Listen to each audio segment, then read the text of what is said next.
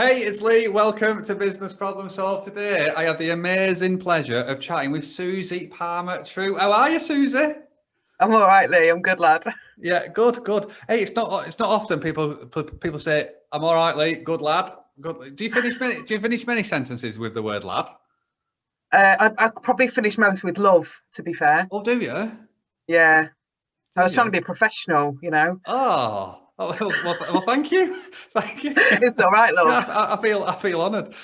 Right, okay. So for those people who don't know who Susie is, who is Susie, and how has she got to sit in that seat today? Oh, big question. So I suppose the bare bones. So I am Susie Palmer-Trew. I'm a mum, a wife. I'm a chief exec of a students' union, so a charity for anyone who doesn't know what they are. And how I got here was probably through a selection of bad decisions, mishaps, and hilarious fumbles in terms of my career. So, I started arguably, full circle where I am now. So I started out as a president in a student union, and that is as egotistical and as much of a wank as you think that sounds like. I was that person who thought that they could change the world. And I started this, almost this adventure thinking that I was unstoppable and you could do it all on your own. And it was just time to, go get everything. And that was the start of my career. And arguably, whilst it didn't necessarily pan out in the way that I thought it was going to go, in terms of, I'm not queen of the world, I'm not in charge of everything, it set me up for some phenomenal adventures. My first part of my proper career, my first real job, was working in a university. I spent lots and lots of time in universities, working with people, building teams, changing organizations, and generally making lots of mistakes and learning from all of those mistakes. How I got to where I am now is through some, egotistical misjudgments in terms of chasing a salary or a job title, rather than actually understanding who I was and what I wanted to be and who I needed to be. And it was only, I talk about my career, I'm only 35, it's 15 years, I know that there is so much more work to be done, and I'm at that sort of that early stage of my leadership career and adventure. But through each of my decisions, I learned something about me, which meant ultimately I could help people in a different way, and I could lead in a different way, and I can shape and influence the world that we're in. And arguably, sometimes that world feels quite small, and the impact you're having feels quite small. But, I've worked across big organizations. I've done complex project management. I've done big keynote speaking. I've written a bloody book. And at the same time, I'm still a normal northern lass who calls people love and is slightly too over familiar with pretty much the entire population. And I think a lot of that comes down to knowing who I am as a human. I think we can spend so much time being the leaders that the world wants us to see, wear the right clothes, speak in the right way, write the right reports. But actually, it's about having skin in the game, about understanding who you are and what your organization wants to be. It's about wearing a bit of your heart on your sleeve and feeling those feelings and riding through and in the main rolling with the punches. Because to be fair, it always feels like something's kicking you in the tits every other week from a leadership position. I think quite late in terms of where I am now is I realised that you don't have to do it on your own. I work, I have an incredible team. I've always had great teams. The people that I've worked with made me the leader that I am today. They showed me what worked. They told me what didn't. They gave me those opportunities to take people on adventures and tell their own stories. But now, as a chief exec, it can feel incredibly lonely. And sometimes it feels like you're a bit Billy No Mates and you just want somebody to hold your hand. And I think it's knowing when you need to ask for help and how to ask for help. I work with an incredible coach. She looks after my head and my heart. I work with some incredible business strategy brains who challenge me to create an organization that we need and to work in a way that will challenge us to future-proof and to work in a really good way together. And I can't do that on my own because I need that challenge as a leader to mess stuff up and for people to have your back and to know when things are going well. I think, if you look at, sort of like career highlights and things, everyone wants you to say it was the time that you won an award or the time that everybody clapped. But actually it's the moment when a member of your team texts you on a Friday and goes, cheers for this week.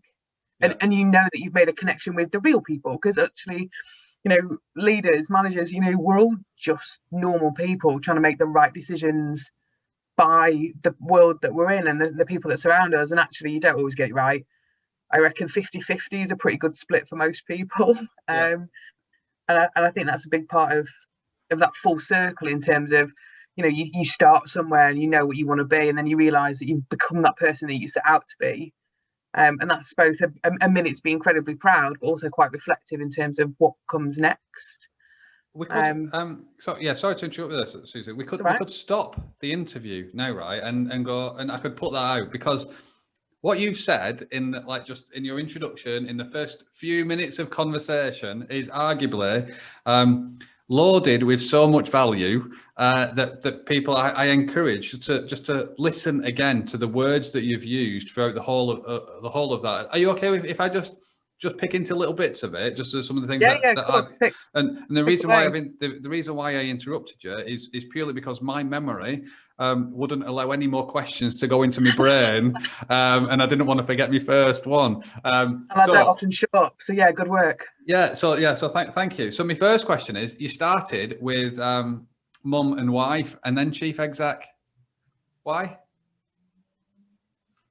Because that's who I am. You know, work is a massive part of what I do and how I've become and how I operate. But you know, the most important thing to me is my family. It's my heart. You know, they're the ones that I go home to.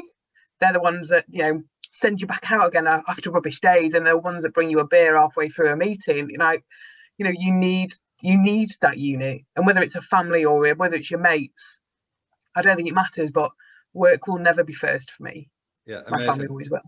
No, I love that. And just for clarity, are they on the payroll if they bring you beers halfway through a meeting? Is that? No, they're not. Harry can quite often interject, post bath time. So sometimes you see like a bare set of bum cheeks run through. They're definitely not on the payroll. Although one day you'll probably, it cost me enough in bloody toy cars, so you might as well be on my payroll. Yeah, amazing. Love it. What comes through? There's two things that strike me after family about what you've said during your introduction. The first thing is the acceptance of failure or learning or use the word mishaps, and have you always been comfortable with these opportunities to learn as opposed to failure? Do you know what I mean? Because for a lot of people they're seen as negative, but in your introduction they are part of you getting to where you are now. So have you always been that person that has been accepting of that? No, I don't think so. Like early on in my career, I had to be taught about how to fail well. You know, there's almost a knee-jerk response when something goes tits up, where you know, fight or flight kicks in, and you can start to panic, and your brain goes quite animal. And actually, what you do in those sort of like moments after tend to cause you more harm than good. You know, and it took a fair amount of people to show me how to turn those into good things and how to make them more memorable and useful. Like I had an interview for a job, which is basically hilarious. And they asked me, can you describe a time when you have failed? And they gave me an option to, one, you can blame it on the organisation, and two, you can take the accountability yourself. So I, being me, took the accountability myself, told them about this basically massive, epic failure. And their faces was like I'd literally just had a wee on their feet. And it was in that moment where I realised, this room of people want me to be okay with failure, but they weren't okay with failure. What actually happened here wasn't as exciting as I've just made it sound. There was no lions and tigers and bears. It was just a business failure. Yeah. But the way that they received it was, it was almost laughable. They were almost more scared about the fact that I was so okay with failure that you could see them backtracking and trying to make it into something that was less. And it was just quite weird to see how people pretend to be okay with failure, but they're not. And I think genuinely now, sometimes I'm scared of failing. I can be quite risk adverse. I can be quite nervous. I struggle with anxiety, and the thought of going at something knowing that there's a high chance I'll fail doesn't necessarily bring out the best in me. But I have good mechanisms and good tools and good people where it feels safer for me to do that now, and to show other people how to do that now.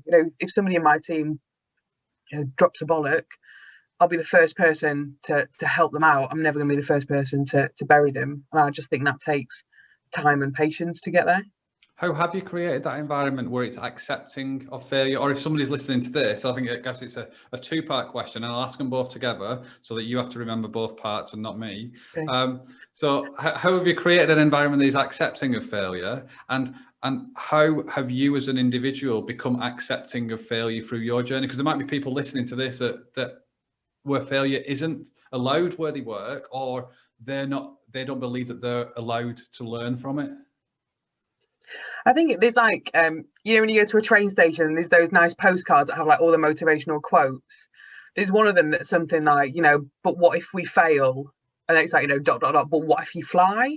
Yeah. And that's always sort of like stuck in my head, because when we make big decisions, or we make strategy, or we change direction, the first question I always want to know the answer to is, what happens if it fails? And that's not in a, you know, everything explodes and the world goes on fire. You know, what happens if it doesn't pan out in the way that we want, the way that we envisage it? Like, what are our other options? So when we set off into a big journey, or into a change, we know what could hit us, and we know what that might feel like. We know what it looks like. We can have indicators, we can have like little warning signs, and then we know. So we start from a position of, oh, this could go a bit, this could go a bit gnarly.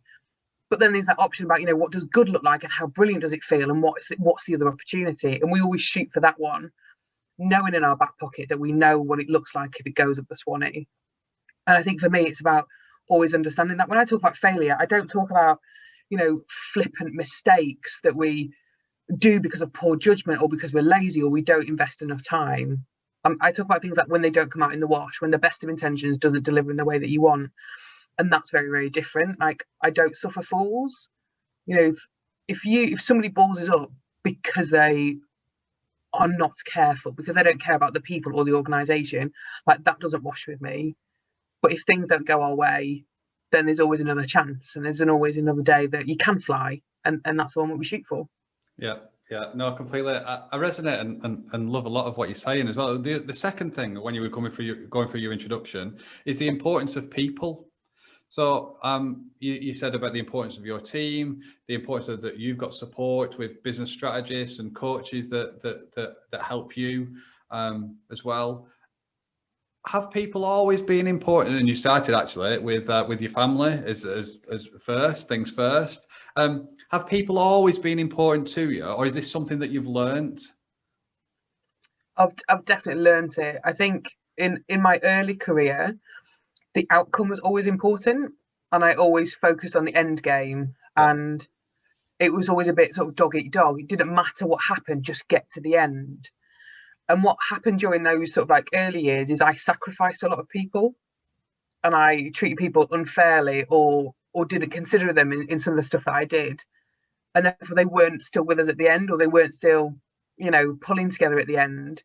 So the outcome and that final moment of impact was lesser, because you didn't have those brilliant people anymore, because they'd gone their separate ways, or they drifted, or they were no longer, you know, they'd become a bit apathetic.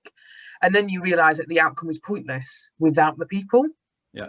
And it took a long time for me to get there. And even now, you know, people are a pain in the arse. If anyone's going to mess something up, it's going to be a human. And actually, it's about understanding how we help people pull in the same direction, about how we bring together people's needs and aspirations and ambitions, and help them handle their fears, and talk openly and freely about where you are, in order to help people move forward and move organizations forward. You know, strategies aren't delivered like via email, they're delivered by people. You know, impact isn't created by a software solution, it's what the people do with it when they have it. Yeah. And therefore, you know, people are crucial, essential. You know, the very reason why we do our jobs, why we lead teams, why we run organizations, because people are what matters.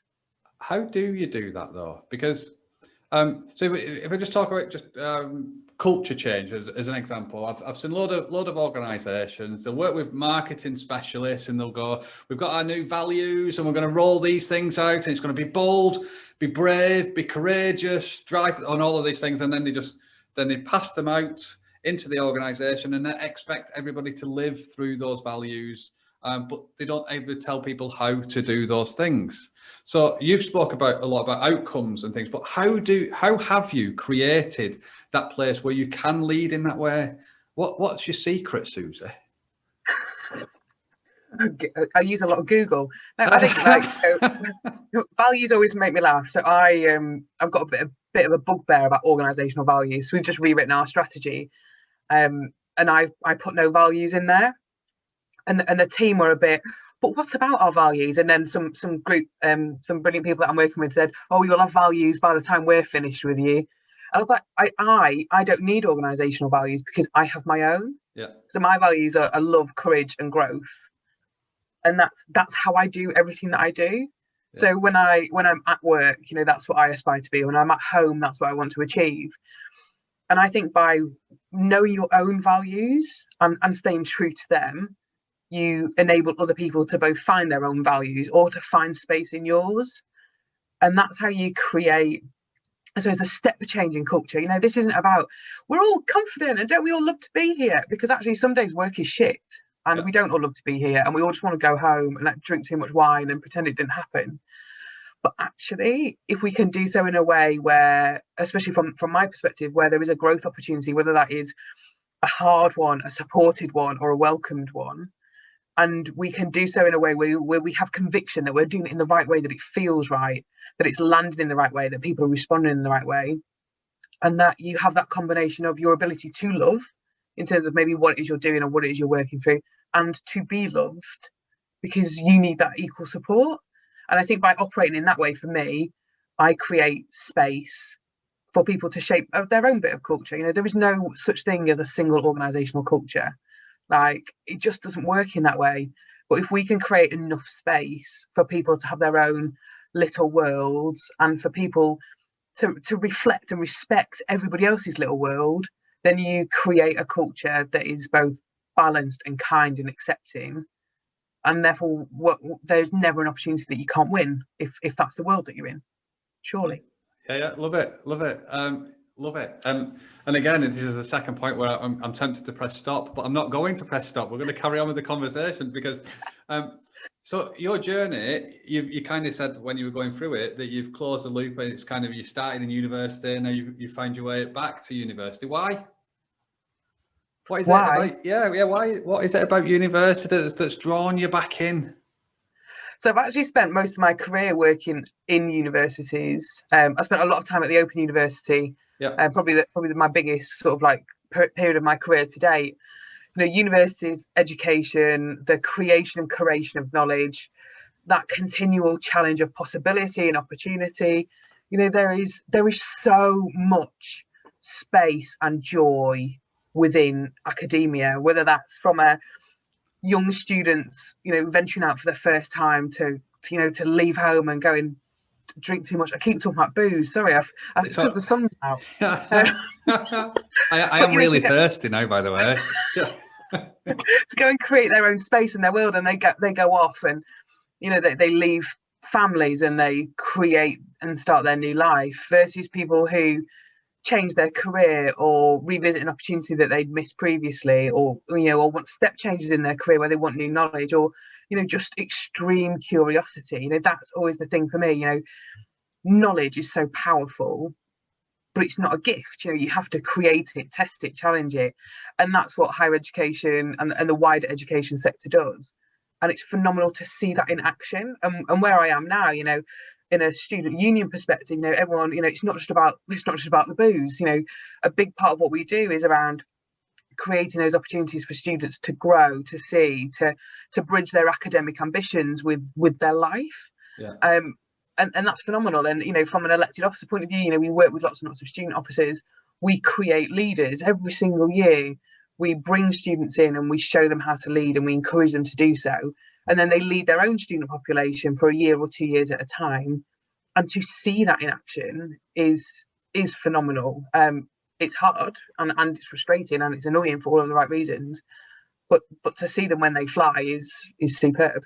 Yeah, no, I love that. I love it. When you were also doing your introduction, you said a lot about finding yourself, understanding who you are, and that's a part of the journey that you've been on. How did you do that? So when we spoke about values as well, you've got clarity around yours of love, courage, and growth. I think with those are three things. Yeah. So you've got clarity about your values, you've got clarity on who you are as a person, and you're and inside and outside of work, you are the same person with the same values. How have you become so comfortable in your own skin? God, I don't know. There's your answer. Yeah, thank you very much. Next question. Moving swiftly on. I think some of it takes time. There's a big part of me. People say, "Oh, we knew it was you because we could see you coming." And that's because quite often at work I'm either top to toe in bloody leopard print or in a luminous yellow, because actually, a big part of my personality is how I look and is how I feel, and I don't change that whether I'm going to a wedding or whether I'm going to an office, because actually I'm only going to give you my whole self, because if I don't, one is I'm cheating you, because I've got some pretty good bits that you might not see, but also it means I have to maintain a facade or create a separate persona, and that's just absolutely mind-blowing. There are times when I struggle with imposter syndrome, and I think I'm not good enough, and I think it's all a bit shit, and I massively struggle. But then it's about coming home to yourself and feeling that and riding through it, and knowing that it doesn't actually matter whether I'm wearing jeans and a white t-shirt or whether I'm fully suited and booted with eyelashes and tan, because actually nobody cares, because fundamentally I'm still the same. I have the same capabilities, the same competency. I swear the same. I don't change who I am, and it's taken a good while to get here, and and it will probably still take longer for me to be eternally happy and eternally consistent with my world. But I've got a really good innings. I've got phenomenal opportunities and brilliant people. What's there not to love? Yeah. I guess. Yeah. So your values: love, courage, growth. What's your dream? Where do you want to take those three things to? And so I guess you are doing what you do now, and you're relatively young doing what you're doing now as well. What's your dream, Susie? I like your casual use of relatively there. Yeah, well, it wasn't relatively in them things, was it? It was relatively. Yeah. Actual relatively. Yeah. This is. I was talking to somebody about it the other day, and I was talking about where we were as an organisation, and he said, but what about you? What do you want to be when you grow up, and where are you going? And I was like, I think I'll deal with that next year.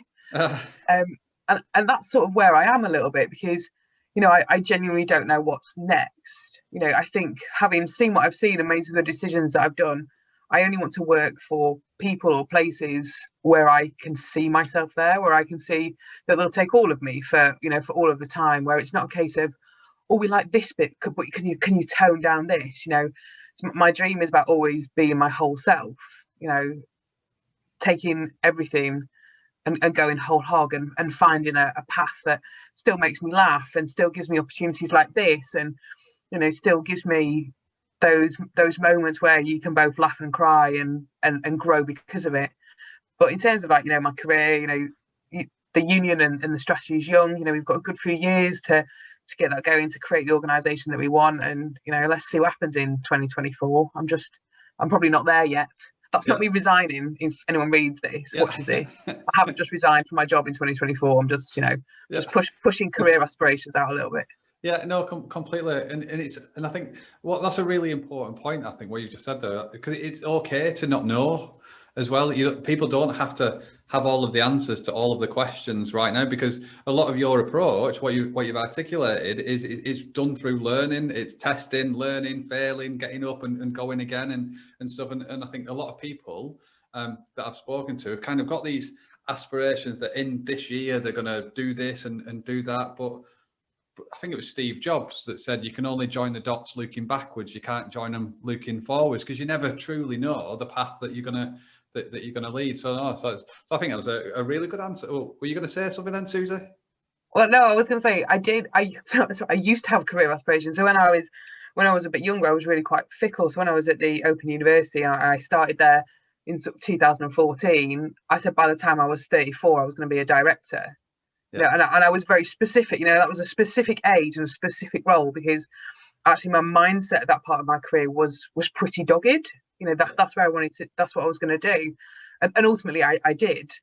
But now I think, having done that and seen almost what it created in me and the pressure it created, I just don't need to do that anymore. I don't need to set goals in that way. I just need to follow a good path. Yeah, love it, love it. You said during your intro that you've written a book as well. Yeah. What prompted you to write that book? Well, I wrote it with a chap called Peter Taylor, and basically what prompted it is he tried to imply that he was better than me at a conference, and I took him down. And then we said this would be quite a good book, wouldn't it? And then we basically wrote a book, and that that was it. You know, I suppose there was no ambitions to ever be an author, but it's pretty cool because you get to say things like I'm an author. Yes. Which is quite nice, but there's no money in making and writing books. So it's definitely not a career goal. Do you see yourself writing another? To sum up, I am actually writing another one now. Oh, are you? This is exciting. Yeah. What is this book? It's centered around organisational change, and its current working title is "Change Doesn't Need to Be Shit." Yes. Yeah, I like that. Snappy. Yeah. No, that's good. Yeah. So why are you writing that book? I'm writing it. There's a lot of stories and lessons learned, I suppose. You know, it's basically the inner workings of my brain of when change has worked incredibly well and when it hasn't. You know, I've had a really privileged opportunity to work with a lot of organisations who have done complex change and to teach organisations how to change, and that's everyone from, you know, sort of Age UK to the Ministry of Defence, and that's a pretty bonkers spectrum in terms of that level of experience. And the book's basically centered around the work that we did with maybe 10 organizations, how they changed what they learn, and then almost like some key leading principles. And it's not a management methodology. It's just a set of stories that help give context and guide thinking in terms of sort of like more problem solution sort of territory. And there's quite a lot of swearing in it as well. Yeah, well, that's no surprise. That's no surprise. So, what are those principles? What's the secrets of successful change? And I guess I don't want the whole crux of the book, but if you just could sum up the secrets of successful change, because your career path has led with change and org change and continuous improvement and stuff as well. So, what is successful? How do you make change not shit? Well, there's a book you can read on that, Lee. How do you make change not shit? I think for me, you know, I am openly optimistic that organisational change doesn't have to be, and I think that's actually the principle. You know, when we set off to make change happen, everyone sets off with conversations around resistance and groups and tribes that won't get on board, and the complexity and the madness, and you know how hard it's going to be. But nobody actually says this could really work well, couldn't it? You know, that's never anyone's opening gambit. It always goes straight in with the risk is, the cost is, the problem is. Yeah. But just think about how brilliant it would be if we nailed it. And actually, if we could get that as a mindset of when we start any form of change, whether that's, you know, tiny in a team or, you know, massive across organisations or countries, if we set off from a point of, wouldn't it be great if, rather than, oh, when it goes wrong. And I think that's it. You know, it's that open optimism that change can be brilliant and should be brilliant. Yeah, no, I love that as well, because I mean, if a lot of the people that ring me or ask me for support or like engage me in stuff is because of that, they're feeling, they're seeing that resistance. So I hope your book doesn't fix too many change programs, because it put me out of work, overcoming that resistance and then helping people deliver like positive change. But I think you're dead right in how people get into it, and then they just instantly see those blockers. So when's the book out actually? Because I want to have a read of this book. It probably won't be until early next year, I don't think. Early next year. No, good. I mean, I'll let you have a PDF.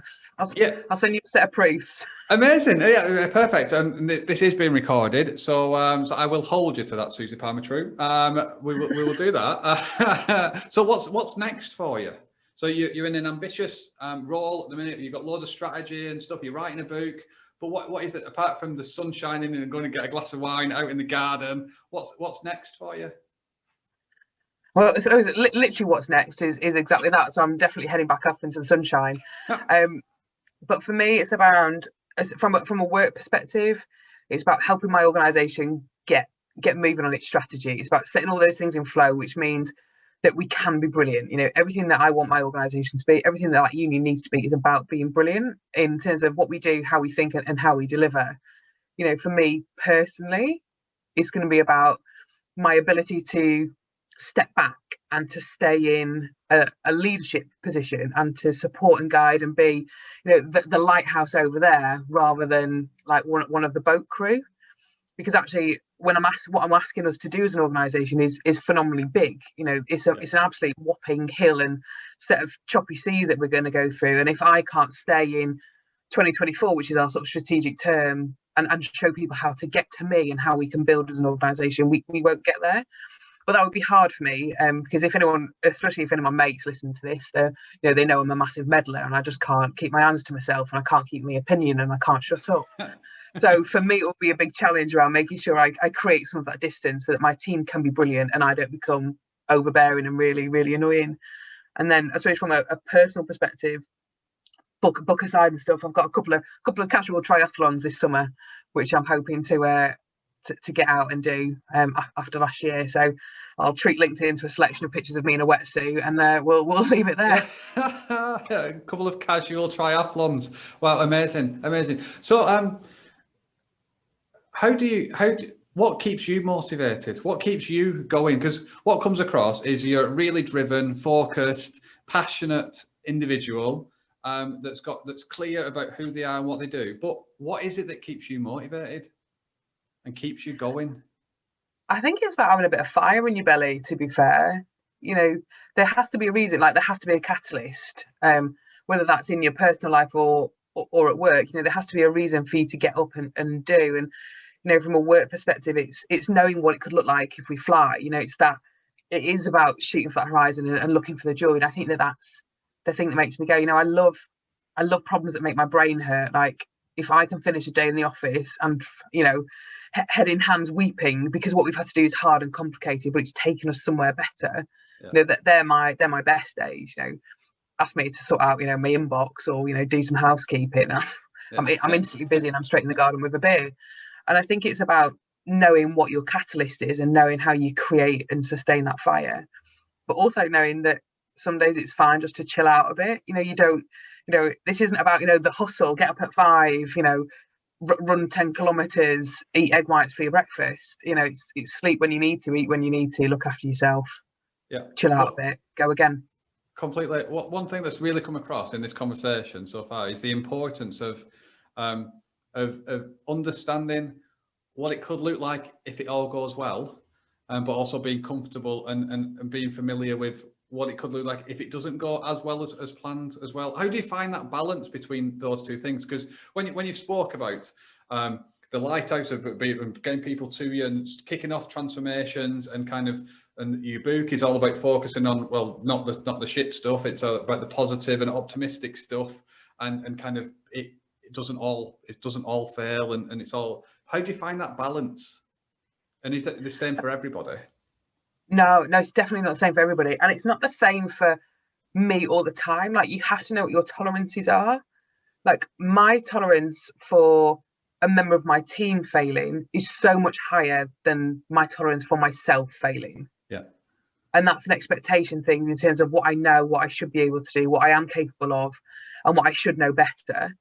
And I think that, you know, that split in tolerances is really important. So you don't assume that everyone is the same, because we're not. You don't expect the same from everybody else, because that's unfair and not sustainable and shit.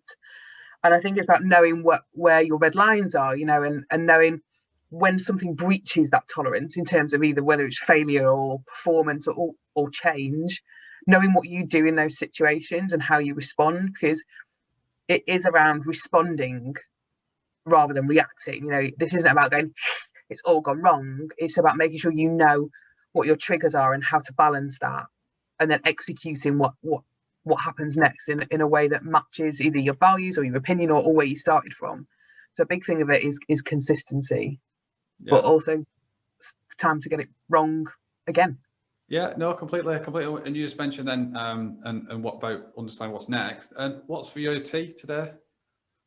It's actually birthday. Well, I say it's birthday cake. I've eaten cake all day, so there might not be any more space for cake. Yeah, we had a birthday in our house, so basically eating cake from about 7:20 this morning. So I reckon it's probably more cake. with the Amazing. beer. Yeah, no, I love that. I love that. So I just want to say, Susie, thank you so much for your honesty, conversation, and just offering so much like value in your answers. It's been amazing, and I could have stopped the conversation a number of times and kind of put them out as separate episodes. So thank you for all of that. If people wanted to know more about Susie Palmer-Trew, where would they go? What would they do? And what would they find? Well, don't Google me. Oh, that makes me want to Google, you know. It does. No, there's nothing exciting on Google. Like Google's got some hilarious pictures. You can basically see like Susie through the years. So you can see like a selection of quality, hairdos and things. I suppose that from a business perspective, most of my stuff, most of my noise is via LinkedIn. In terms of the ramblings of a northern lass. Normally, you've had too many beers before she starts posting. And that's sort of me. You can actually Google me. There are some quite hilarious videos and talks that I've done before and stuff with the Association of Project Managers. But just get in touch. I'm happy to talk to anybody who just wants to chat, to be fair. But I'm also happy to share my story and to work with people if people need a bit of support or a bit of a leg up. Fantastic. And I think that the one question that's on everybody's lips at this moment in time, you've mentioned it a few times, beer or wine? You've mentioned wine and you've mentioned beer. If you had to choose, what would it be? Oh, so wine. I'm going wine. So what's really funny about this for me is that every single question you've been able to answer perfectly well throughout the whole conversation, really confidently. The minute I ask you to choose which drink, it's just any drink. Well, I think it can be quite contexty, So drinking wine on a Tuesday afternoon in the sunshine before you pick your child up from nursery is probably frowned upon. Whereas a couple of beers is probably all right. So from a child services perspective, one, I'm not drinking this afternoon because I want to pick my son up. But I think beer in the sunshine, wine maybe after 4. I'm not too sure. Yeah, rough question. Yeah, but perfect. And I think it's now time for you to have that drink, isn't it? So I just want to say, Susie, thank you so much. It's been an absolute pleasure to get to know you a little bit better through this conversation. Good luck with everything that you've got going on, and I look forward to catching up with you again soon. Thanks, love. See you soon.